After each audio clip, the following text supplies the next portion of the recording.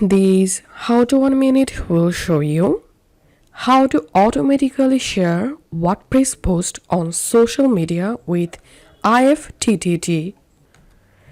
If you want, whenever you share a post on your WordPress website, the post also automatically share on your social media like Facebook, Instagram, and Twitter. Follow these easy steps to do it. First of all, go to the IFTTT website and create a free account. And then you will jump into this page. In this search applets or service box, type WordPress and search for it. And here scroll down. Here you will get WordPress to Dropbox and WordPress to Digo, WordPress to Facebook page, WordPress to Flickr. So right now I will set up WordPress to Facebook page. So I'm gonna clicking on it.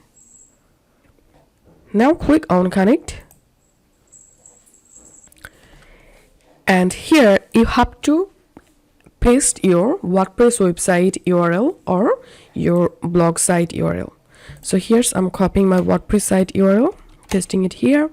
And here you have to enter your WordPress login username and password. And click on connect. Once you connected your WordPress with your social medias, whenever you share a post on your WordPress dashboard or WordPress website, the post will be automatically shared to the social media.